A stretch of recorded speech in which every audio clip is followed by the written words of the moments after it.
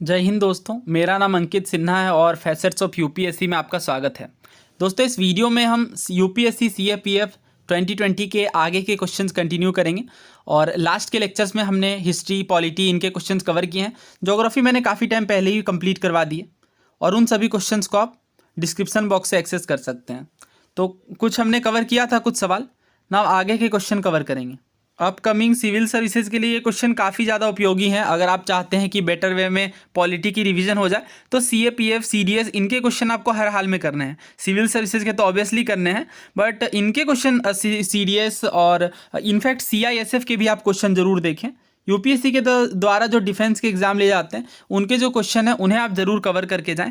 At least आपको 15 to 20 number का gain मिलेगा और आपको पता है कि कितना एक एक मार्क्स कितना ज़्यादा महत्व रखता है, खास करके जब कट ऑफ दिन प्रतिदिन घटती जा रही है सिविल सर्विसेज में। तो अच्छे से कवर करिए। और मैंने काफ़ी सारे प्रीवियस ईयर क्वेश्चन को कंप्लीट करवा दिया, उन सबको आप प्लेलिस्ट से देख सकते हैं। सो लास्ट के वीडियो में हमने censure motion, money bill, idea of social justice in पर बात की थी। नाउ आज हम बात करेंगे 73rd नंबर के क्वेश्चन से। ये सेट ए के अकॉर्डिंग है। अटॉर्नी जनरल के बारे में पूछा जा रहा है। अटॉर्नी जनरल काफ़ी इंपॉर्टेंट टॉपिक है। इनफैक्ट कॉन्स्टिट्यूशनल बॉडीज़ में आप देखें तो CAG यानी controller auditor general, attorney general, advocate general, इन सब चीज़ों का बहुत अच्छे से प्रिपेयर करें। ये टॉपिक्स न्यूज़ में भी रहते हैं और अक्सर पूछे जाते हैं। तो सबसे पहली चीज़ तो आपको अनुच्छेद पता होना चाहिए कि इस आर्टिकल में हमारे कॉन्स्टिट्यूशन में मेंशन्ड है। तो आर्टिकल 76 है, 76 यानी attorney general. So not correct पे ध्यान देना है आपको। देखिए, पहला ऑप्शन ये है कि जो पर्सन है ये क्वालिफाइड होने चाहिए एज अ जज ऑफ सुप्रीम कोर्ट, यानी इनकी जो क्वालिफिकेशन है अपॉइंटमेंट की वो सुप्रीम कोर्ट के जज के इक्वल देखने को मिलती है। दूसरा ऑप्शन ये है कि he she enjoys right of audience only in the supreme court and high court, यानी एज अ ऑडियंस ये जा करके सुप्रीम कोर्ट और हाई कोर्ट के प्रोसीडिंग्स में भाग ले सकते हैं। तीसरा ऑप्शन ये है कि ही और she holds office during the pleasure of the president. Pleasure of the president को भी हम लोग समझेंगे और कौन कौन से post under pleasure of the president होते हैं ये भी देखेंगे। फिलहाल आप समझ लीजिए कि प्लेजर ऑफ द प्रेसिडेंट का मतलब होता है राष्ट्रपति के प्रसाद पर्यंत। और ऑप्शन डी जो है, he she receive remuneration as determined by the president, यानी अटॉर्नी जनरल को जो सैलरी मिलती है ये प्रेसिडेंट डिटरमाइन करते हैं। तो आइए देखते हैं फिर इनमें से क्या सही है। सो दोस्तों, अगर बात करें अटॉर्नी जनरल की तो जैसा कि मैंने आपको बताया आर्टिकल 76 के तहत प्रोविजन देखने को मिलेगा for the office of attorney general of India. और ये हाईएस्ट लॉ ऑफिसर होते हैं, हाईएस्ट लॉ ऑफिसर। अपॉइंटमेंट किनके द्वारा की जाती है, ध्यान रखिएगा, प्रेसिडेंट के द्वारा। बहुत बार एग्जाम्स में पूछा गया है कि अटॉर्नी जनरल की अपॉइंटमेंट किनके द्वारा की जाती है। इसके अलावा अगर बात करें क्वालिफिकेशंस की तो सबसे इंपॉर्टेंट बात तो ये है कि क्वालिफाइड एज अ जज ऑफ सुप्रीम कोर्ट, यानी सुप्रीम कोर्ट के जज के इक्वल यहाँ पे क्वालिफिकेशन देखने को मिलेगी। इसके अलावा ही मस्ट बी या फिर और भी एक प्रोविजन है OR वाला, और यानी अथवा, कि ये हाई कोर्ट के जज भी हो सकते हैं 5 ईयर्स के लिए एटलीस्ट, और एडवोकेट होने चाहिए एटलीस्ट 10 ईयर्स के लिए। ठीक है। इसके अलावा इमिनेंट जूरिस्ट भी हो सकते हैं in the opinion of president. दोस्तों, सबसे खास बात जो आपको समझनी है यहाँ पे वो ये कि जो ऑफिस का टर्म है और जो ग्राउंड है for the removal of attorney general, यानी किन ग्राउंड्स पर, किन आधार पर इन्हें रिमूव किया जा सकता है, ये प्रोविजंस हमारे संविधान में मेंशन्ड नहीं है। तो बहुत बार स्टेटमेंट के फॉर्मेट में पूछा जाता है कि हमारे कॉन्स्टिट्यूशन के इस आर्टिकल के तहत यह बताया गया है कि ग्राउंड ऑफ रिमूवल ये और ये होंगी, कुछ प्रोविजन दे दिया जाता है। तो ये बात गलत होगी, बिकॉज हमारे कॉन्स्टिट्यूशन में इस बात के बारे में कि ऑफिस और ग्राउंड क्या होगा रिमूवल का, या टर्म ऑफ ऑफिस क्या होगी अटॉर्नी जनरल की, इस चीज़ के बारे में मेंशन नहीं किया गया है।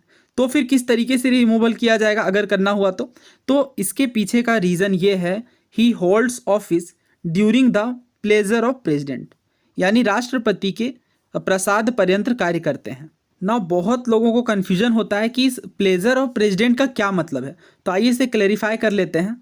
दोस्तों, holding office during the pleasure of president, इस बात का मतलब क्या है? इस बात का सिंपली मतलब ये है कि प्रेसिडेंट कैन रिमूव ही और she from that position at any time, यानी राष्ट्रपति जी के द्वारा आपको ध्यान ये रखना है कि उन्हें अपने पोजीशन से किसी भी वक्त रिमूव किया जा सकता है। यही मतलब है प्लेजर ऑफ प्रेसिडेंट का।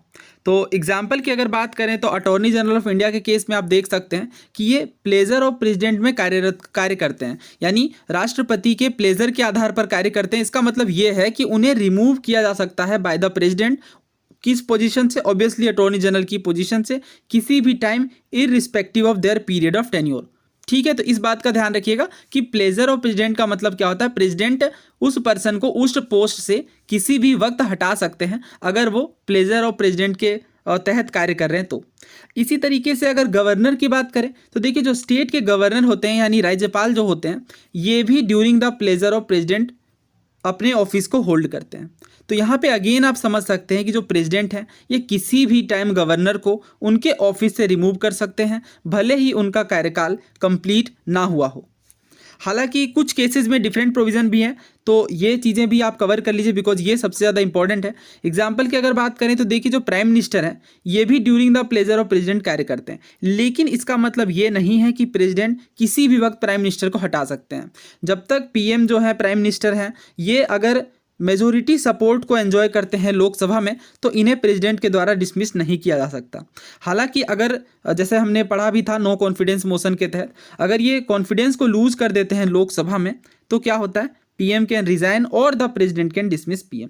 तो इस बात का भी ध्यान रखिएगा कि ऐसा नहीं है कि प्लेजर ऑफ प्रेसिडेंट है तो यहाँ पे एक्सेप्शन का केस भी बनता है। नाउ इस क्वेश्चन को आप पहले खुद से अटेम्प्ट करिए, फिर इसकी एक्सप्लेनेशन देखते हैं। तो सवाल क्या है, क्वेश्चन ये है कि कौन कौन से जो ऑफिस हैं ये प्लेजर ऑफ प्रेसिडेंट के अंदर देखने को मिलते हैं। Chairman of UPSC, attorney general, speaker of Lok Sabha या कंट्रोलर एंड ऑडिटर जनरल। और ऑप्शंस आपके ये हैं 1, 2 एंड 3, 2 एंड 3 ओनली, 3 एंड 4 या ओनली 2। और क्वेश्चन आप दोबारा देख लीजिए। नाउ इसका आंसर सोचिए। नाउ दोस्तों इसका जो सही आंसर है वो ऑप्शन डी है, ओनली 2। ओनली 2 यानी केवल attorney general. Chairman of UPSC pleasure of president के तहत नहीं कार्य करते, स्पीकर ऑफ लोकसभा ये भी नहीं, और कैग के ऑफिस भी प्लेजर ऑफ प्रेसिडेंट के अंदर नहीं होता। इसका क्या मतलब है, इसका मतलब ये है कि इन ये जो ऑफिसेज हैं इनसे अगर रिमूव करना है प्रेसिडेंट को तो इसके ग्राउंड्स होंगे। एट एनी टाइम वाली बात केवल अटॉर्नी जनरल, गवर्नर, इन कुछ पोस्ट के लिए एप्लीकेबल है। तो इसे भी यहाँ पे समझ लेते हैं। देखिए बहुत अच्छे से इसे समझिए, काफ़ी ज़्यादा इंपॉर्टेंट है। कई सारे प्रीवियस ईयर क्वेश्चन आए हैं, वो भी अभी हम कवर करेंगे। तो देखिए जो स्टेट के गवर्नर हैं अभी मैंने आपको बताया, इसके अलावा जो अटॉर्नी जनरल का पद है जिस पर हमारा ये सवाल है सीएपीएफ वाला, इसके बाद सिविल सर्विसेज के जो पर्सोनेल होते हैं, इसके बाद council of minister, prime minister, ये सभी जो हैं ये प्लेजर ऑफ प्रेसिडेंट के अंदर ऑफिस को होल्ड करते हैं। और जो चेयरमैन हैं या और यूपीएससी के जो मेंबर हैं ये प्लेजर ऑफ प्रेसिडेंट के तहत ऑफिस होल्ड नहीं करते, इनफैक्ट इनका फिक्स्ड टेन्योर होता है। तो अभी आप समझ गए होंगे कि प्लेजर ऑफ प्रेसिडेंट के अंदर ऑफिस होल्ड करने का मतलब ये है कि प्रेसिडेंट के द्वारा एट एनी टाइम रिमूव किया जा सकता है, लेकिन इनका तो फिक्स टेन्योर है, यानी अगर इन्हें रिमूव करना है तो फिर इनके लिए ग्राउंड्स की आवश्यकता होगी, कुछ शर्तें होंगी। इसी तरीके से अगर कैग की बात करें तो प्रेसिडेंट के द्वारा अपॉइंट तो किया जाता है, लेकिन इनके ऑफिस से रिमूवल के कुछ मैनर्स हैं, और वो मैनर्स और जो ग्राउंड है ये सुप्रीम कोर्ट के जजेस के रिमूवल और मैनर्स के सेम हैं। तो ये भी ध्यान रखिएगा। हालांकि हम अलग से कवर करेंगे attorney general, controller and auditor general, इन सभी चीज़ों को, तो वहाँ पे अगेन आपको क्लैरिटी मिल जाएगी। दोस्तों भले ही हम केवल कुछ ही सवाल कर पाएँ या कुछ ही टॉपिक्स को कवर कर पाएँ, बट जो भी चीज़ें हम कवर करेंगे वो बहुत डिटेल्ड वे में करेंगे, बिकॉज अगर उनसे क्वेश्चन आए तो फिर गलत नहीं होना चाहिए। ये क्वेश्चन रिसेंटली कंबाइंड जियो साइंटिस्ट CGS यानी कंबाइंड जियो साइंटिस्ट के पेपर में पूछा गया है, और इसकी एनालिसिस मैंने नहीं कवर की। अगर आप कमेंट बॉक्स में लिखेंगे तो ज़रूर मैं कवर कर दूंगा। और ये रिसेंट का बिल्कुल पेपर है, और काफ़ी सारे जो क्वेश्चन है यहाँ से आप कह सकते हैं कि सिविल सर्विसेज में रिपीट होंगे या उनके कॉन्सेप्ट्स भी बहुत बार रिपीट होते हैं। तो कवर करते हैं इस क्वेश्चन को। आपसे पूछा जा रहा है कि आर्टिकल 76 में जो पद मेंशन है अटॉर्नी जनरल का, इनके बारे में कौन सी बात सही नहीं है। पहला ऑप्शन ये है कि जो अटॉर्नी जनरल का पद है ये चीफ जस्टिस ऑफ इंडिया के द्वारा अपॉइंट किया जाता है। दूसरा ऑप्शन ये है कि एक पर्सन जो कि क्वालिफाइड है, जिन्हें जज के रूप में अपॉइंट किया जा सकता है, ये क्वालिफिकेशन इनके द्वारा है सुप्रीम कोर्ट का, तो इन्हें अटॉर्नी जनरल अपॉइंट किया जा सकता है। तीसरा ऑप्शन ये है कि in the performance of his her duties the attorney general shall have right of audience in all courts in the territory of India, यानी अपनी ड्यूटीज़ को परफॉर्म करने के टाइम अटॉर्नी जनरल के पास ये अधिकार है कि किसी भी इंडिया के किसी भी कोर्ट में ये एज एन ऑडियंस भाग ले सकते हैं। और चौथा ऑप्शन ये है कि जो अटॉर्नी जनरल हैं ये पद धारण करते हैं प्लेजर ऑफ प्रेसिडेंट यानी राष्ट्रपति के प्रसाद पर्यंत। तो ये क्वेश्चन तो खैर काफ़ी आसान है, हमें पता है कि पहला जो ऑप्शन है ये बिल्कुल गलत है, बिकॉज अटॉर्नी जनरल की जो अपॉइंटमेंट है अभी मैंने आपको बताया था कि पूछा जाता है, तो बहुत बार और भी पूछा गया है, तो ध्यान रखिएगा प्रेसिडेंट के द्वारा अपॉइंटमेंट होती है। और यहाँ से एक बात आपको क्या सीखनी है कि इनके पास ये राइट होता है कि ये किसी भी कोर्ट में एज एन ऑडियंस पार्ट ले सकते हैं। दोस्तों ना इस क्वेश्चन को देखिए, अगेन यहाँ पे भी आप देख सकते हैं लोकसभा स्पीकर के बारे में सिविल सर्विस में जब क्वेश्चन आया था तो पहला ही स्टेटमेंट ये था कि ये ऑफिस होल्ड करते हैं under the pleasure of president. तो हमें पता है ये गलत है, प्लेजर ऑफ प्रेसिडेंट में लोकसभा के स्पीकर ऑफिस होल्ड नहीं करते, बिकॉज इनका भी फिक्स टेन्योर है और कुछ कंडीशन है, तो ये तो गलत है। हालांकि इस क्वेश्चन को हम डेफिनेटली कवर करेंगे बट अपने पार्लियामेंट वाले चैप्टर में। फिलहाल बस आपको ये समझाना था कि इस टॉपिक को अच्छे से कवर करना है ना। ये क्वेश्चन बेहद आसान है आपके लिए, हमें पता है ये पहला बिल्कुल सही है। दूसरे ऑप्शन की अगर बात करें तो ये भी देखिए ये गलत है, क्योंकि यहाँ पे ओनली कह दिया गया है और अभी हमने देखा कि ओनली नहीं बल्कि सभी कोर्ट्स में ये एज एन ऑडियंस पार्ट ले सकते हैं, तो ये तो गलत है। तीसरा देख लेते हैं, अभी हमने देखा ऑब्वियसली प्लेजर ऑफ प्रेसिडेंट के तहत, क्यों? क्योंकि कॉन्स्टिट्यूशन में अटॉर्नी जनरल के टर्म ऑफ ऑफिस और ग्राउंड ऑफ रिमूवल की बात नहीं की गई है। इसका मतलब यह है कि प्रेसिडेंट जब चाहे तब अटॉर्नी जनरल को उनके पद से रिमूव कर सकते हैं। और चौथा देखिए he receive remuneration as determined by the president, तो ये भी बिल्कुल सही है। तो चूंकि हमसे गलत पूछा गया था तो हमारा आंसर होगा ऑप्शन बी। दोस्तों नाउ नेक्स्ट पॉलिटी का क्वेश्चन देखिए, ये सभी हिस्ट्री के सवाल हमने ऑलरेडी कवर कर लिए हैं। In the relation to the powers of union government which one of the following statement is not correct, यानी यूनियन गवर्नमेंट के संदर्भ में आपको बताना है कि कौन सा कथन सही नहीं है। अगेन नोट वाला सवाल है। तो पहला ऑप्शन ये है कि जो गवर्नमेंट ऑफ इंडिया है ये लेजिस्लेटिव फंक्शन को अंडरटेक कर सकते हैं इंडिया के बाहर की भी टेरिटरी में, उस जो टेरिटरी है उनके साथ एग्रीमेंट करके।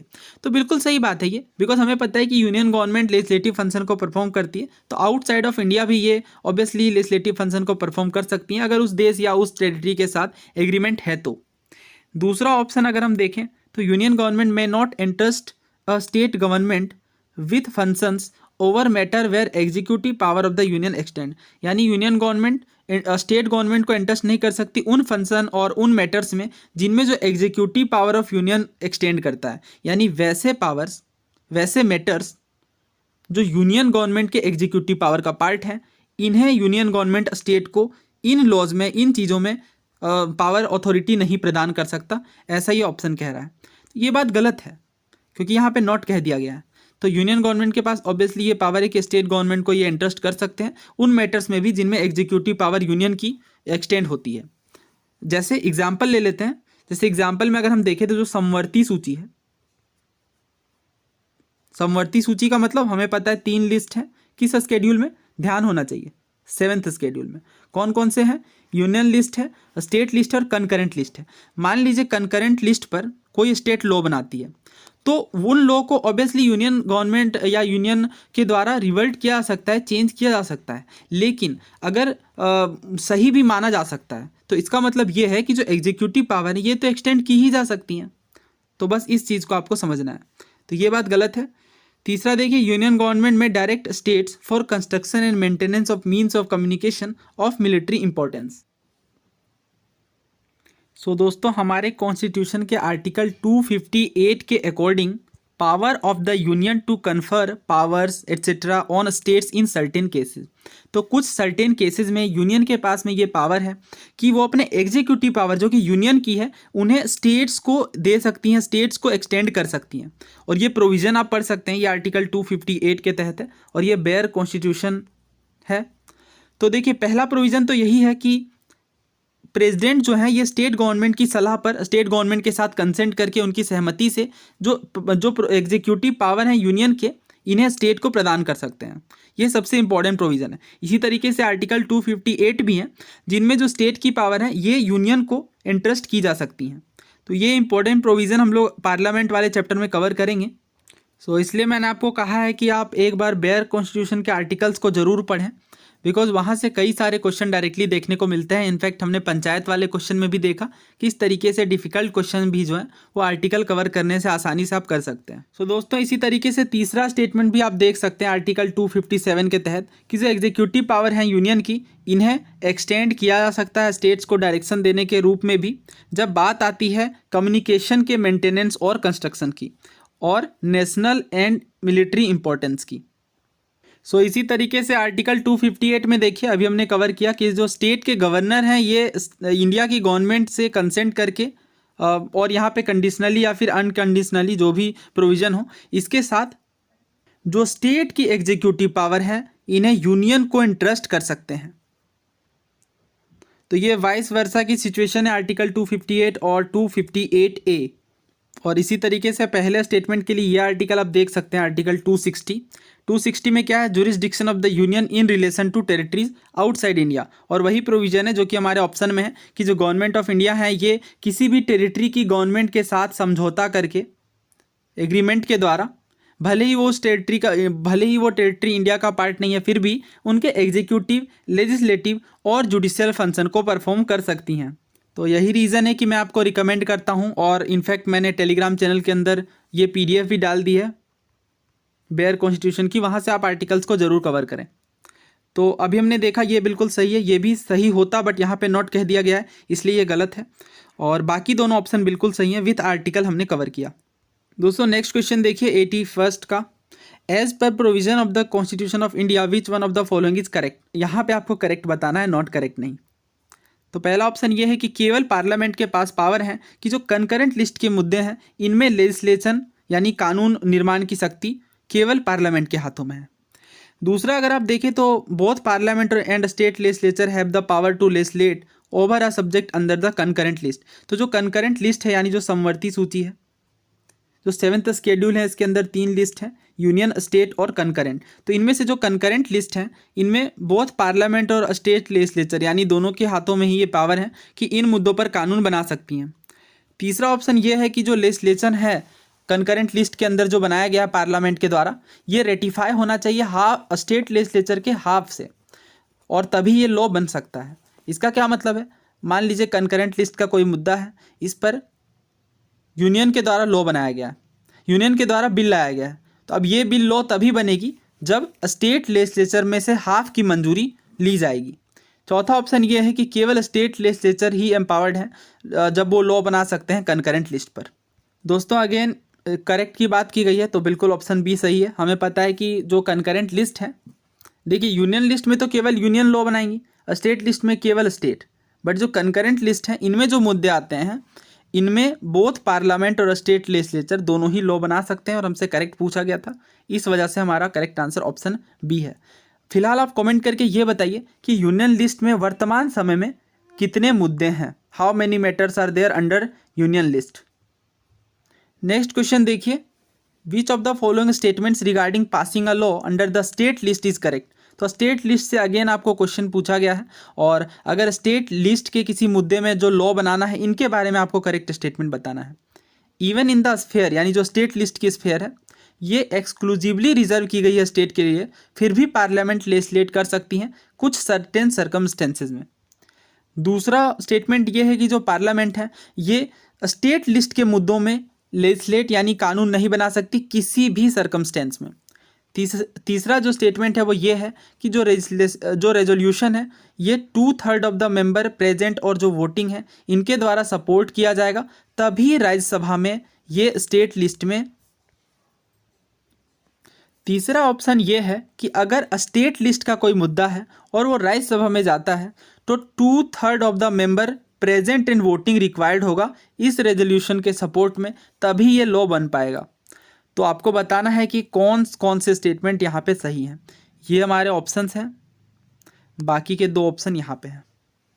दोस्तों हमारे संविधान का जो भाग 21 है पार्ट 21, इनमें टेम्प्रोरी, ट्रांजिशनल और स्पेशल प्रोविज़न देखने को मिलेंगे। इसी के तहत आर्टिकल 369 में पार्लियामेंट के पास ये टेम्प्रेरी पावर है कि कुछ लॉज के संदर्भ में, कुछ सर्टेन मैटर्स में जो कि स्टेट लिस्ट के भले ही दायरे में आते हैं और फिर भी इन पर लॉ बना सकती हैं, और ये कौन कौन से मुद्दे हैं इन्हें आप पढ़ सकते हैं। ट्रेड एंड कॉमर्स हो गया, और इसी तरीके से कॉटन, टेक्सटाइल, इन सारे कई मुद्दों में जो पार्लियामेंट है इनके पास पावर है, भले ही ये स्टेट लिस्ट के पार्ट है फिर भी इनमें लॉ बना सकती हैं। ना आप देखिए इस क्वेश्चन को, तो जो दूसरा स्टेटमेंट है इस पे ध्यान दीजिए। कहा जा रहा है किसी भी परिस्थिति में पार्लियामेंट लेजिस्लेट नहीं कर सकती, बट अभी तो हमने देखा कि कुछ मुद्दे ऐसे हैं जो भले ही स्टेट लिस्ट का पार्ट है बट पार्लियामेंट के द्वारा लेजिस्लेट किया जा सकता है, तो सेकंड तो गलत है। अगर हम सेकंड को एलिमिनेट करें तो ये दो ऑप्शंस तो हट जाते हैं, बाकी के दो चेक कर लेते हैं। तो 1 यानी सही है, पहला स्टेटमेंट बिल्कुल सही है, केवल हमें थर्ड चेक करना। सो दोस्तों इसी तरीके से अगर हम आर्टिकल 249 में देखें तो power of parliament to legislate with respect to a matter in the state list in the national interest. तो अभी हमने देखा था कि पार्लियामेंट के हाथों में ये पावर है कि स्टेट लिस्ट के भी कुछ मुद्दों में लेजिस्लेट कर सकती है नेशनल इंटरेस्ट की जब बात आती है तो। और यहीं पर आप देख सकते हैं ये provision, if the council of state, कल के लेक्चर में हमने बात की थी काउंसिल ऑफ स्टेट राज्यसभा को कहते हैं, और ये जो हिंदी नाम है जो काउंसिल ऑफ स्टेट राज्यसभा के लिए, और जो हाउस ऑफ द पीपल है ये लोकसभा के लिए, ये किस ईयर अडॉप्ट किए गए ये आपको कमेंट बॉक्स में बताना है, क्योंकि हमने कल के लेक्चर में डिस्कस किया था। तो 2/3 की यहाँ पे प्रेजेंट एंड वोटिंग देखने को मिलेगी, तभी जो रेजोल्यूशन है ये पास होगा, तो इस चीज़ को ध्यान रखिएगा। तो इसका मतलब ऑब्वियसली जो थर्ड है ये बिल्कुल सही है, तो पहला और तीसरा सही है, दूसरा तो हमने पहले ही एलिमिनेट कर लिया था। तो इस तरीके से जो हमारा करेक्ट आंसर बनता है वो ऑप्शन सी 1 और 3 ओनली। दोस्तों पॉलिटी के कई सारे और भी क्वेश्चन हैं, जैसे ऑर्डिनेंस प्रोमलगेशन, ये भले ही एक क्वेश्चन है बट कई सारे प्रीवियस ईयर क्वेश्चन है, तो कई सारे सवाल को हम कवर कर लेंगे। एटलीस्ट 8 to 10 क्वेश्चन हैं यहाँ से, नेक्स्ट वीडियो में हम कवर करते हैं, और भी देख लेते हैं कितने सारे क्वेश्चन हैं यहाँ पे पॉलिटी से। ये देखिए डिलिमिटेशन कमीशन, ये भी इंपॉर्टेंट है, और लोकसभा के स्पीकर के बारे में क्वेश्चन पूछा जा रहा है, ये भी हम कवर करेंगे। ये क्वेश्चन भले ही हिस्ट्री का पार्ट है बट पॉलिटी में भी आप रख सकते हैं और इम्पोर्टेंट क्वेश्चन है। इसके अलावा आई थिंक यहाँ पे 4-5 सवाल और हैं। इसके बाद लोकसभा के चेयरपर्सन के पैनल के बारे में पूछा जा रहा है। तो इन सभी क्वेश्चंस को कवर करते हैं नेक्स्ट वीडियो में, और ज्योग्राफी की वीडियो ऑलरेडी कवर कर दी हमने, हालांकि कुछ क्वेश्चन और भी हमें कवर करने हैं, जैसे ये इंडियन ज्योग्राफी के कई सारे क्वेश्चन हमने इस पेपर के नहीं कंप्लीट किए हैं, तो उन्हें ही हम लोग जल्द, उन सवालों को भी हम लोग जल्द ही कंप्लीट करेंगे। सो मिलते हैं नेक्स्ट वीडियो में। जय हिंद।